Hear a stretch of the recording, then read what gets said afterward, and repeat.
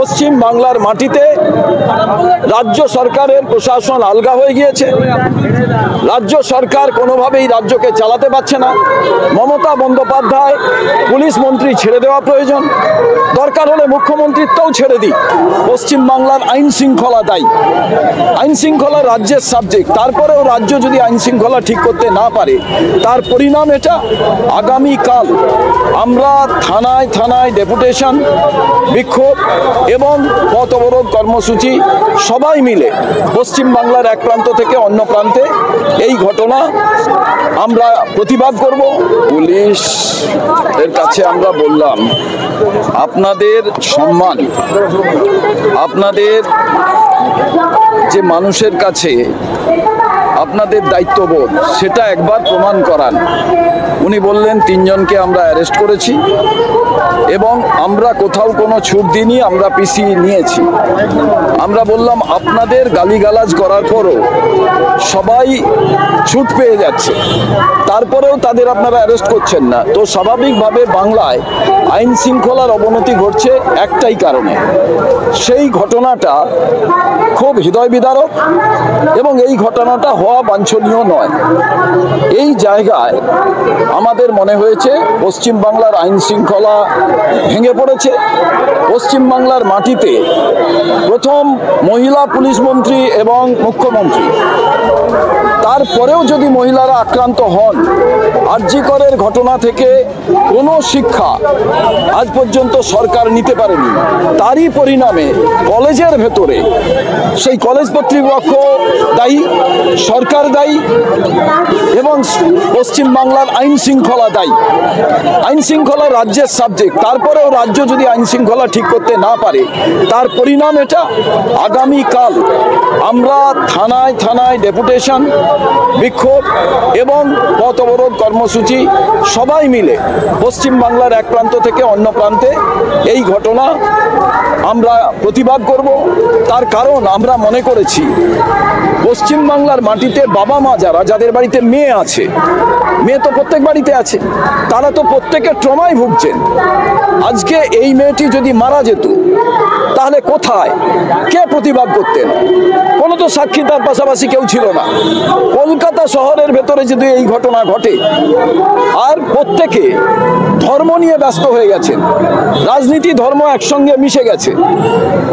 আজকে জগন্নাথকে নিয়ে টানাটানি শুরু হয়ে গেছে, অথচ জ্যান্ত জগন্নাথ যারা, তাদের ভক্তরা, তারা অত্যাচারিত হচ্ছে। এর থেকে দুর্ভাগ্যের বিষয় তো আর কিছু হতে পারে না।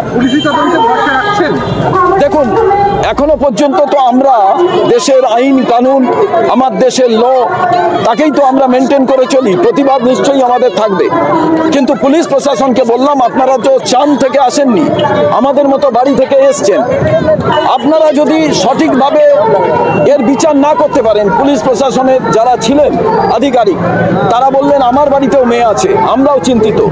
আমি বললাম আপনার বাড়িতে মেয়ে আছে, কিন্তু ভাবুন এই যারা অত্যাচারিত হচ্ছে তাদের পরিবারের কতদিন পর্যন্ত তারা এ বিষয়ে আওয়াজ তুলবে?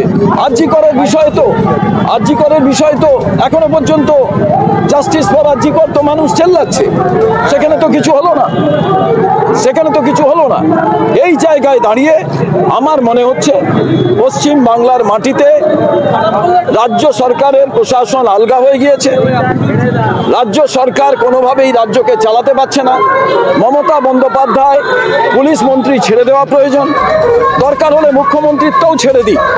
কারণ প্রত্যেকদিন মানুষ হচ্ছে, দেখা যাবে যে মেয়েরা রেপ হচ্ছে, মেয়েরা অত্যাচারিত হচ্ছে, আর সরকার পক্ষের নেতারা রাতের বেলা ফোনে পুলিশের ওয়াইফদের, পুলিশের মাকে, তাকে নিয়ে কটূক্তি করছে, তারপরেও পুলিশ তাকে অ্যারেস্ট করতে পারে না।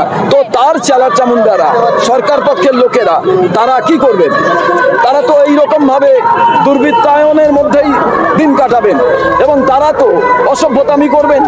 আজকে তাই আমরা মনে করেছি, এখানে অনেকেই প্রতিবাদ করতে এসেছিলেন, পুলিশ লাঠি চালিয়েছে। আমি বলেছি অন্যায় হয়েছে, আমাদের ছেলেরাও অ্যারেস্ট হয়েছে। আমরা বললাম যারা প্রত্যেক দিন মেয়েদের অত্যাচার করছে, মানুষ খুন করছে, রেপ করছে, তারা ছাড়া পেয়ে যাচ্ছে, আর যারা প্রতিবাদ জানাতে এলো তাদের আপনারা অ্যারেস্ট করলেন, যেই হোক না কেন। বললেন যে সাময়িকভাবে আমরা আইন শৃঙ্খলার জন্য করলাম। আমার খালি পুলিশের কাছে এটা বলার ছিল যে পুলিশে অনেক ভালো মানুষ চাকরি করেন। পুলিশ যদি স্বাধীনতা পায় তার কারণ যোগ্যতার বলে আপনারা চাকরি পেয়েছেন। কিছু এমন স্বার্থান্বেষী পুলিশ অফিসার আছেন যারা নিজেদের মধ্যে তাদের চাটুকারিতার জন্য তারা সরকারের এই জায়গাটি তারা সরকারকে তেল দিচ্ছেন এবং তারা সত্যিকারে দেখা যাচ্ছে যে মানুষের প্রতি ন্যায় বিচার করছেন না। সেই রকম পুলিশ অফিসারদের জন্য খারাপ হচ্ছে। পুলিশদের আমরা সে কথা বললাম। এটাই আগামীকাল কংগ্রেস সারা রাজ্য জুড়ে থানায় ডেপুটেশন, থানার সামনে বিক্ষোভ এবং পথ অবরোধ কর্মসূচি চলবে। আজকে সকাল থেকে আপনাদের তরফ থেকে বিক্ষোভ প্রদর্শন হয়েছে এবং দেখা গেল যে আপনাদেরকে কি জানানো হলো থানার তরফ থেকে? আমাদের বলা হলো, আমরা জানতে চেয়েছিলাম যে এদের পিসি নিয়েছেন, আপনারা কি করতে চান। আমরা তো সকাল থেকে বিক্ষোভ, প্রথমে আমাদের লোকেরাই এসেছিল, তখন আমি ছিলাম না, তারপরে এলাম। বহু রাজনৈতিক দল তারা বিক্ষোভ দেখিয়েছে।